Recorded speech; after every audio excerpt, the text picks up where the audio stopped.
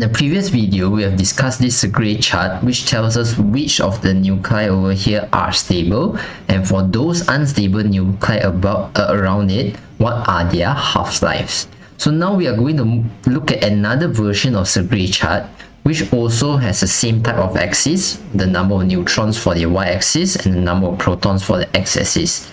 So it also has a line of n is equal to z, and you can also see these black pixels over here represents nuclei that are stable. But for those unstable nuclei around it, we are not going to label their color according to their half-lives anymore.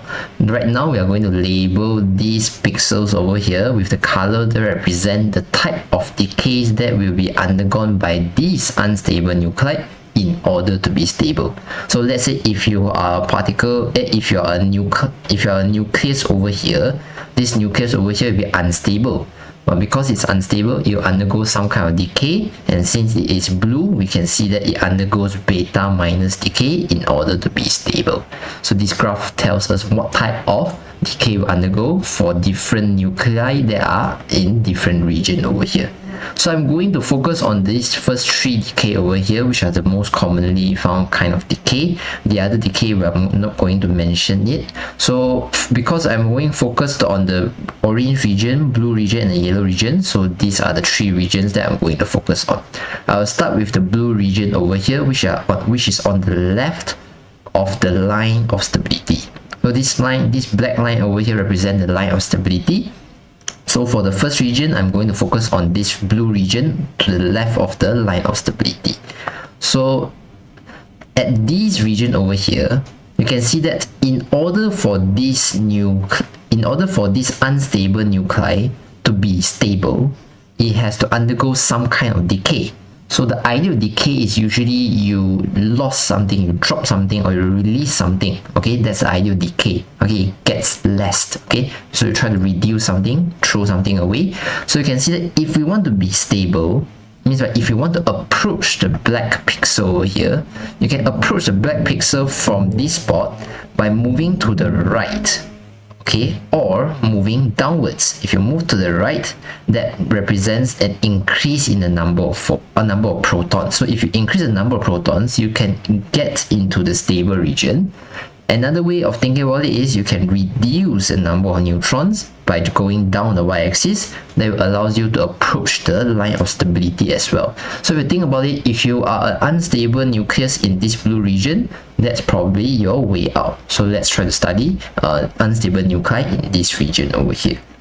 So to the left of the region of stability, we can see that why is it unstable is because there's too many neutrons. So if you look at the graph, you want to be stable, it should be somewhere around here. But if you are somewhere around here, that means by you have more neutrons than what is ideal. The ideal stable nuclei will have this amount of neutrons, But you can see that because you're unstable, you have more neutrons than what's the nice number. The nice number of neutrons, you have more than that. That's why you're unstable. Okay, so you have too many neutrons causes you to be unstable because the energy of the protons and the neutrons for the protons and neutrons are not balanced. There's too many neutrons over here. So in order to be stable, just now we already discussed, is either we going to the right or we going downwards. So going to the right is either by increasing the proton by going to the right, or going downwards by decreasing the proton and decreasing the number of neutron. Okay, either increasing the number of proton or decrease the number of neutron. So here I'm going to tell you is we are going to undergo a kind of decay, but this decay here is very powerful because it is able to achieve both of these things at the same time. It is able to decrease the number of neutron, but at the same time increase the number of proton as well. So what type of decay is this? It's the beta minus decay. So how is it able to decrease the neutron but at the same time increase the number of proton?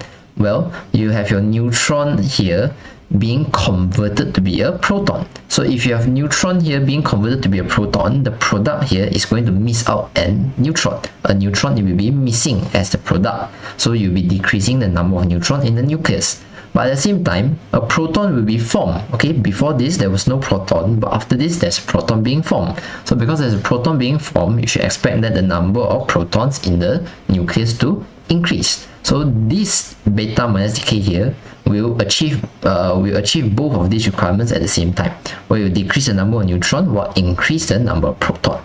But for this decay over here, it's not just a direct N to P only. There's some byproducts as well which we need to take note. So one of the byproduct over here is electron. Why do we need this electron over here? It's because you need to conserve the charge during the decay process.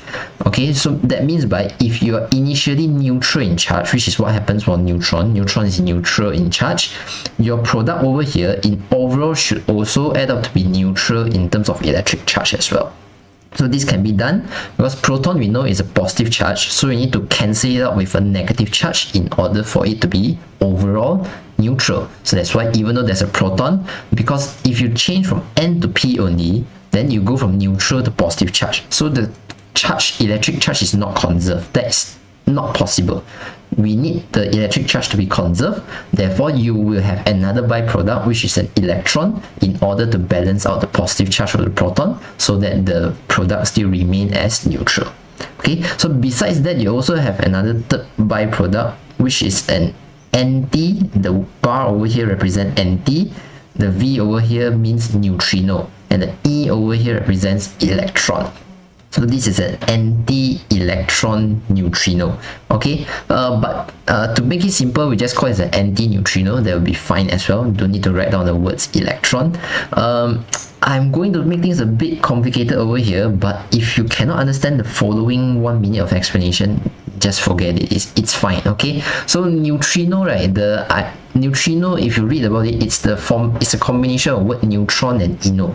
Okay, neutron means neutron. Okay, the neutron that we know. Ino means mini, or means small.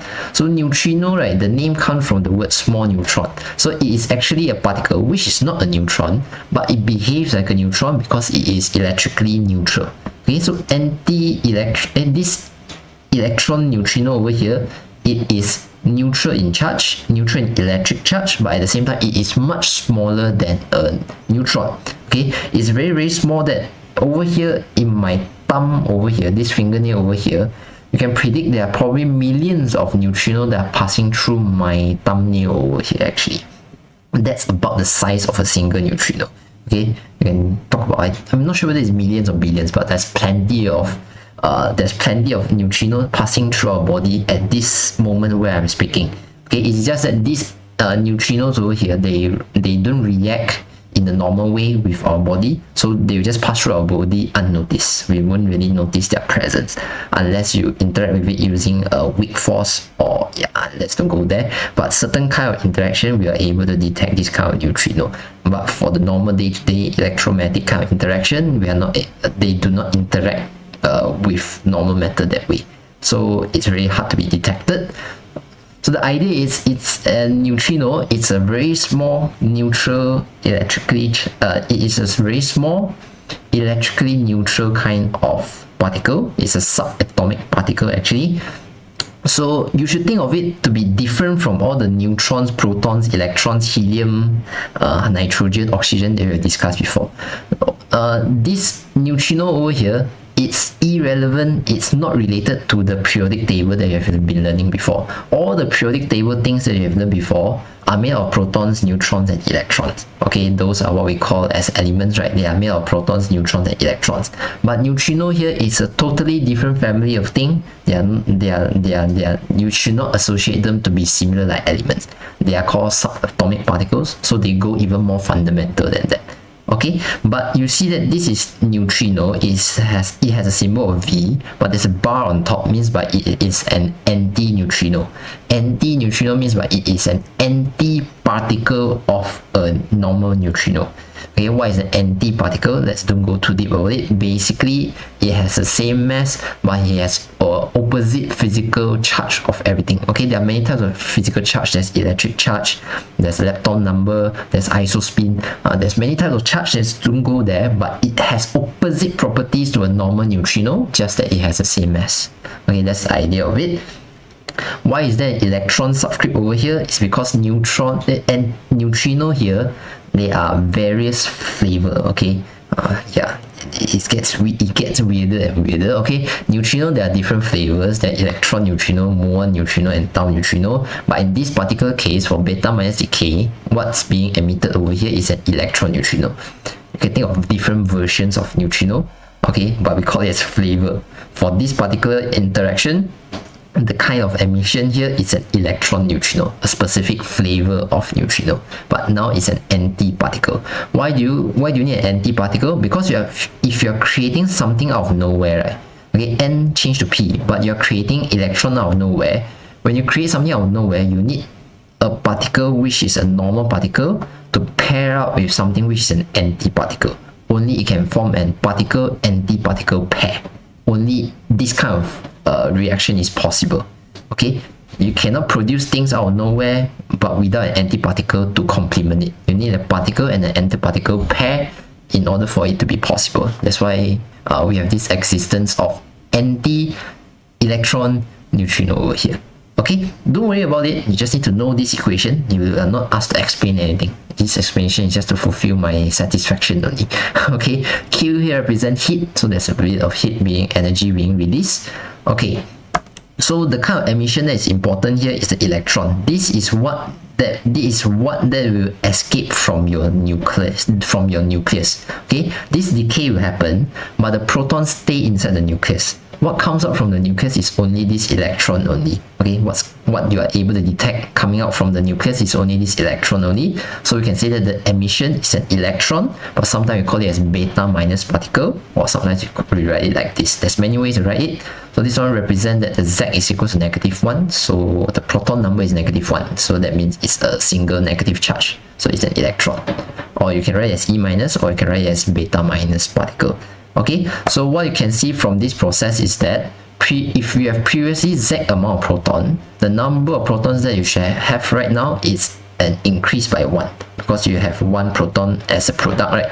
So generally you should see that the number of protons increase by 1, but the number of neutrons will decrease by 1, because you previously have 1 neutron, but that neutron has already changed to become a proton, so 1 neutron will disappear. So you should expect the number of neutrons to decrease by 1, but in overall the number of nucleons should remain the same, because even though your proton increased by 1, it is compensated with neutrons decreased by 1. So in overall, the number of nucleons doesn't change, so it remains the same. Okay, so this is the idea of beta minus decay. What's being emitted is an electron or a beta minus particle. Okay, next we move on to the next region, which is the second region, to the right of the region of stability. So this is the orange region that I'm trying to talk about over here. So I believe you should see that this is the opposite of what's happening in region 1. Region 1, you have too many neutrons, right? So you should expect that if you are in the orange region, you are unstable because you have too little neutron. Okay, you have not enough neutron, or in other words, you have too many protons. Because if you have too many protons, if you decrease the proton, you go to the left, that will cause you to be stable. In other words, if you have too little neutrons, if you increase the number of neutrons, you go up in y-axis, that allows you to be stable as well. So if you are in the orange region, you are unstable because you have too many protons, too little neutrons. That causes you to be unstable. So you have too many protons. Too many protons, why is it unstable? Because protons, they should repel each other. So the electrostatic repulsion will cause that nuclei itself to be unstable. So if you want to make it stable, we should try to decrease the number of protons, so we can decrease P. Okay, but another perspective of thinking is we can decrease P, but at the same time we can try to increase N as well. So this is the kind of approach that we're going to take for this decay over here. We can decrease the number of protons, but at the same time we maybe can try to increase the number of neutrons as well. So this is the kind of process that can happen through this beta plus decay. So beta plus decay is opposite of beta minus decay, where you change you change a proton. The proton will disintegrate, a proton will decay to become a neutron. Okay, so the proton is the reactant, the neutron is the product. Okay, but right now, because proton is initially already positive charge, right, you have to make sure that your product over here is also positively charged. So because of that, what you need to release over here, what you need to emit here is no longer electron. Okay, you have positive on the left hand side to conserve the charge. The right hand side should also be positive. So but what's being released over here is actually a electron positive, but you're not going to call it as electron positive. There's a name to it. The name of it is called positron.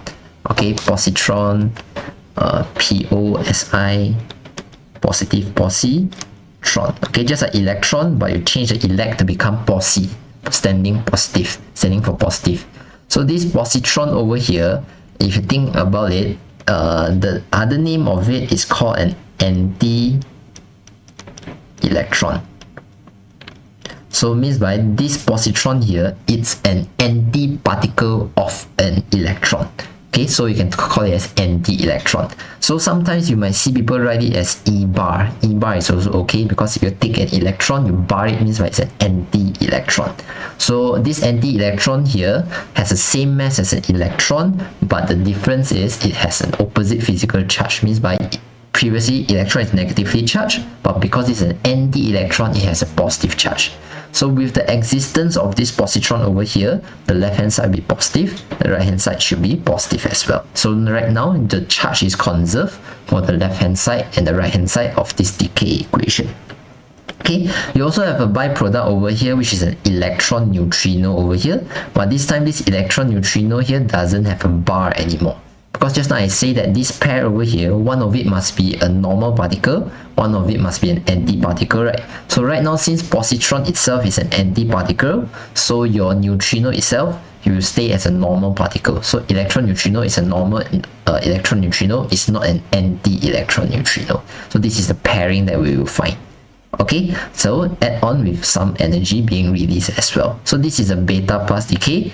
Neutron will stay in the nucleus. It's just being converted from proton to neutrons. But what's coming out from the nucleus will be this positron over here and the electron neutrino. But this one is usually undetected. So what we are able to see is actually the positron only. Okay, so what's being emitted is called positron. You can call it as E plus, you can call it as E standing for electron, but this one is positive one, means by it has a similar charge to a proton. Okay, or you can call it as B plus, that's fine, beta plus, that's fine as well. Okay, so this one is being emitted, this beta plus particle is being emitted, but I believe if you use some common sense thinking, you should be thinking, I've heard of electron quite common. I've heard of electron from my day-to-day life in chemistry, but positron is something really, really rare. If I'm able to observe it, why am I not observing many positron around me? Why is there mostly only electron? Well, it's because positron, right, is an antiparticle, right? When an antiparticle is being emitted, right, when it's being emitted to the surrounding has a lot of electrons. That is what you know. Okay, the surrounding are made of normal particles, mostly normal particles. So when the moment the positron escape from the nucleus, what they will see is a lot of electrons around. The problem is when antiparticles meet a particle, they will interact with each other, then they will annihilate. Means by they will explode. Explode is a very crude word, but they will explode to become light. Okay, that's what happens when you have an electron meeting a positron. They will annihilate each other, forming light being emitted to the surrounding. So this is what happened, causing you not being able to observe the positron for a very long time. Okay, once being emitted, after a very, very short period, you interact with any electron that they find in the surrounding, then they annihilate, forming light being emitted to the surrounding. That's why usually for beta minus decay, the electron you're able to observe is tracked very, very clearly, but for positron, it's the other case. It's actually quite difficult to be detected compared to electron. Okay, so the idea is because you decrease your proton already, your proton number should reduce by 1, but your product is a neutron, right? So your number of neutrons should increase by 1. But this process here, you cause an increase of a decrease of 1 nucleon together with the increase of 1 nucleon. So they will cancel each other out. The number of nucleons remain the same. Okay, so this is what happened for beta plus decay. Now we are going to move on to the third region, which is on the right end of the region of stability. Right end means by to the right, the end of to the right, so means by it's this region, yellow region over here. So at this yellow region over here, in order for us to become stable, to go to the black dots over here, you should expect that you want to go down, at the same time you want to go to the left. That means you want to decrease your proton and you want to decrease your neutron, at the same time decrease your proton. So the problem causing these yellow region nuclei to be unstable is they have too many protons, too many neutrons. Both of them too many. So that's why they get very unstable. So if you are talking about this region over here, the issue is you have too many protons and neutrons. So that causes the nucleus to be too massive, causing it to be unstable. So if you want to make it stable, you decrease both of them. You try to decrease proton, you try to decrease neutron as well. So how do you decrease it? By emitting protons and neutrons coming out from the nucleus. Okay, so this is what we call as an alpha decay. So alpha decay, basically what you release is a helium nucleus. Later on, I will show you some example of alpha decay. From there, you'll see what kind of reaction happened. But basically, there's no change of proton to neutrons or neutrons to proton. It's just the whole chunk of the nucleus break apart and it gets emitted. Okay, a helium nucleus break away from the original nucleus and you get emitted. So the whole alpha particle will be released, where alpha particle is a helium 2 plus ion, or I can think of it as a helium nucleus. Okay, so since you drop out a helium nucleus has 2 protons and 2 neutrons in it. So you should expect that the proton number to decrease by 2 and the neutron number to decrease by 2. Because that's what being emitted. So if 2 protons, 2 neutrons are being emitted, the number of nucleons should decrease by 4 because there's 2 protons missing and 2 neutrons missing. So that is what happened to the proton number, the number of neutron, and also the number of nucleons. So these are the 3 main decay that can happen for our discussion. But right now I'm going to talk about the examples that we can find from beta minus decay. So beta minus decay, you can see you go from thorium 23490 to palladium 23491. So you can see that even though it is a decay, it actually results in the Z number, the number of proton, to increase by 1. The proton number increased by 1, but you know that this one is because of the neutron being converted to become a proton. That's why the number of proton increased by 1. But the byproduct is you need to have an electron and a anti-neutrino coming out as well, together with some energy release. Okay, it's the same for this oxygen 19 over here. It gets converted to become a fluorine.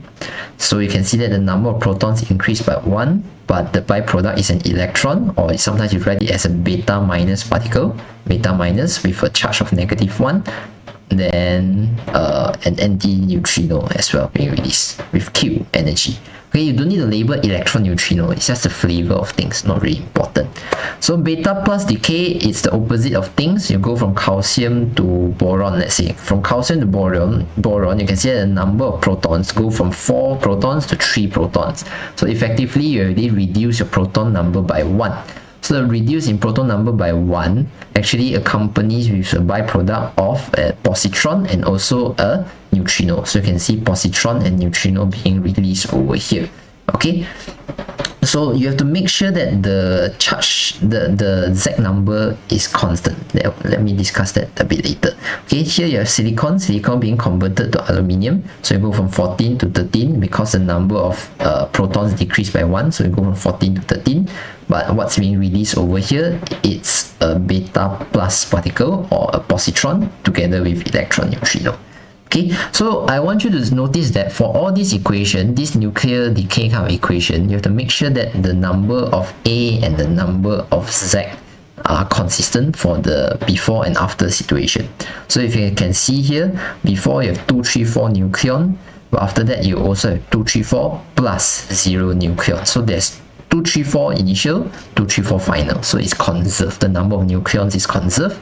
At the same time, you can see that 90 was the initial number of protons, but now it is 91 already. It's changed, but you also have a -1 over here. So if you get 91 plus -1, you get back 90. So you can see that the value down here for the left and right side of the equation are balanced. It's 234 up for the number above, it's 90 for the number below. Okay, you have to combine this value up here and down here to see whether they are balanced or not. Okay, here it's 90 for initial, it's 19 for initial as well, it's 8 for initial, it's 9 minus 1, which is 8 for final. Okay, for beta plus decay, it starts off with 10 as its mass number, then after it's 10 plus 0. The proton number starts from 4, but then it becomes 3 plus 1, so it's still conserved 4 and 4. Here is 27, become 27 plus 0. Here is 14, becomes 13 plus 1. So it is also conserved as well. Okay, so this is beta minus decay and beta plus decay.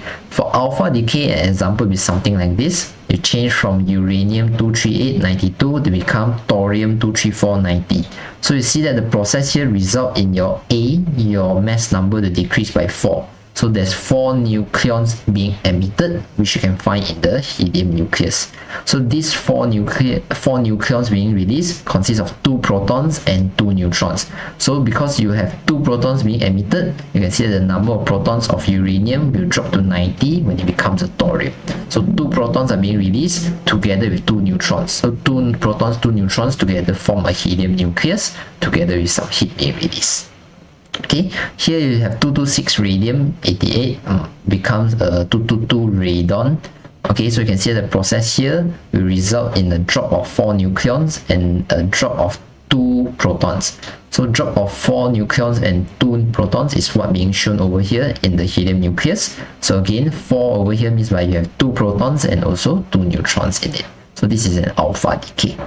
Okay, the last type of decay that we're going to discuss is for excited nuclides. Okay, nucleus or nuclide, they are unstable, very excited. Okay, they are unstable because they are too energetic, not because they have too many protons or they have too many neutrons. It's just because they are excited. Just like when you learn in chemistry, you have electrons in excited state, right? Okay, so when they're excited, they're unstable. So when they're unstable, what do? They fall back to the ground state and release energy in the form of light, right? So that's the same kind of idea over here. You have nuclides which are unstable because they are excited. So in order to be stable, you have to release energy in the form of photon for it to become stable. Okay, so you're not going to decrease P, you're not going to increase P or N, nothing will change for the number of protons and the number of neutrons for gamma decay. What you release is just light. Okay, this is called gamma ray or gamma ray.